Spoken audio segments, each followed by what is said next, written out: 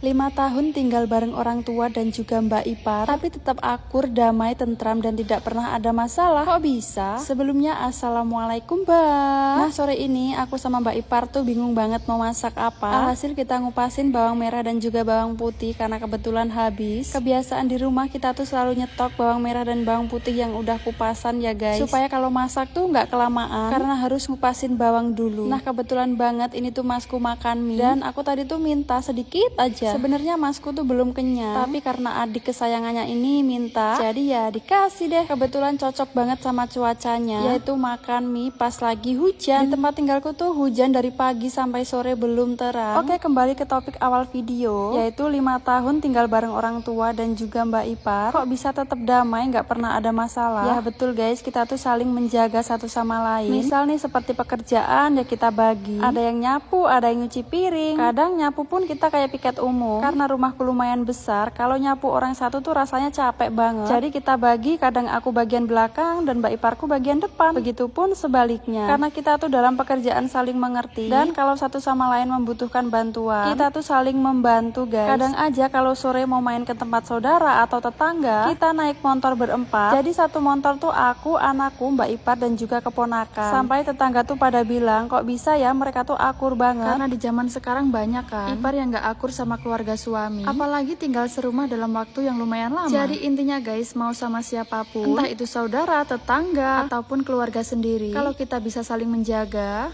perasaan satu sama lain, menjaga bicara, dan bisa menghargai pendapat orang lain, insya Allah mau dimanapun kita tinggal, pasti kita diberi hidup yang damai bareng orang sekeliling kita. Jangan sampai sama tetangga aku, justru sama keluarga sendiri malah musuhan. Amit-amit ya guys, karena mau bagaimanapun saat kita dalam kesusahan, yang bakal nolong kita tuh ya pasti keluarga. Alhamdulillah aku juga ikut seneng rumah mamas dan juga Mbak Iparku sebentar lagi jadi. Walaupun sebenarnya agak sedih karena biasanya tuh ngapa-ngapain bareng. Kalau Mbak Ipar sudah rumah sendiri, pasti aku bakal beres-beres rumah sendiri. Kalau untuk emakku tugasnya kalau pagi tuh masak. Tapi jangan salah guys, emakku tuh justru lebih rajin daripada aku. Kalau kita mau sukses di dunia perkontenan, dengerin ini sebentar ya. Jangan nunggu mood bagus dan jangan nunggu sempurna. Apalagi kita harus nunggu pede dulu. Karena kreator yang berkembang adalah mereka yang tetap upload walaupun pada saat males. Mereka tetap belajar saat gagal dan tetap berjalan saat orang lain berhenti. Karena kesuksesan bukan milik yang paling pintar ya guys, tapi kesuksesan adalah milik siapa yang mau konsisten. Karena di dunia perkontenan, konsisten adalah kunci kesuksesan. Jadi tetap paksakan posting walaupun sehari sekali supaya akun kita terbaca aktif. Jadi semangat untuk para pemula karena FYP milik semua orang, bukan milik suhu.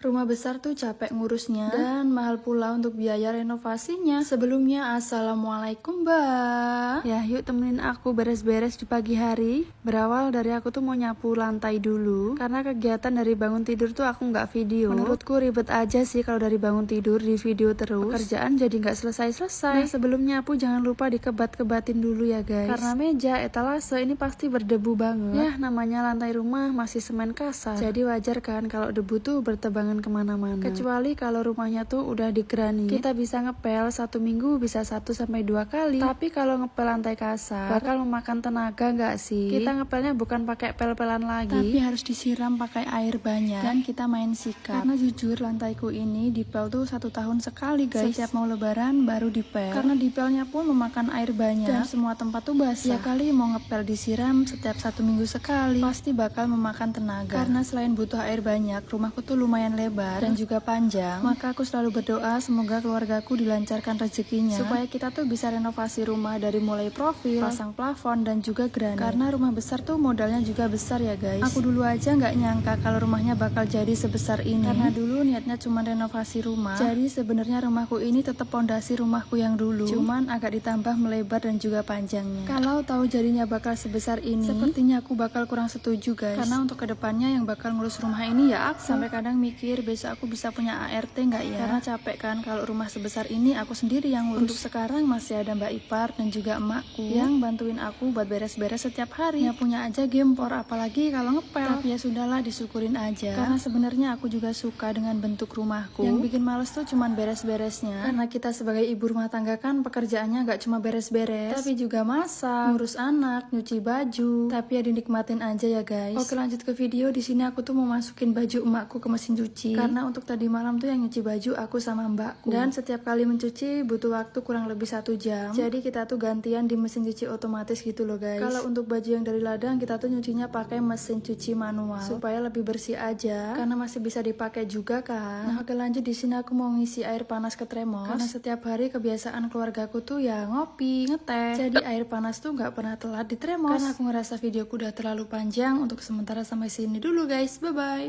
Nyuci baju di malam hari sebelum tidur, dilanjut dengan beresin kamar di pagi hari. Beginilah kegiatan ibu muda umur 22 tahun, anak 1. Sebelumnya assalamualaikum mbak. Pekerjaan tuh kalau diborong di pagi hari rasanya tuh nggak selesai-selesai dan capek juga kan. Jadi daripada malam hari aku tuh nganggur, pekerjaan nyuci baju aku cicil di malam hari. Sebenarnya ada mesin cuci otomatis, tapi aku lagi pengen pakai mesin cuci manual. Karena cucianku kali ini lumayan banyak, takut kalau semua dimasukin ke mesin cuci otomatis bersihnya jadi kurang maksimal kan. Kalau di mesin cuci manual kayak gini airnya tuh lebih melimpah, mesinnya pun lebih kenceng. Tapi memang kalau praktisnya lebih praktis ke mesin cuci otomatis. Jadi kenapa sih alasannya aku tuh sampai punya 2 mesin cuci? Jadi begini guys ceritanya. Waktu aku lahiran anakku, kebetulan bersamaan dengan panen semangkanya pak suami dan juga mamasku, dan alhamdulillah hasilnya tuh lumayan. Setelah itu aku dan juga Mbak Ipa berinisiatif untuk beli mesin cuci otomatis. Karena untuk meringankan pekerjaan kita juga kan. Bayangin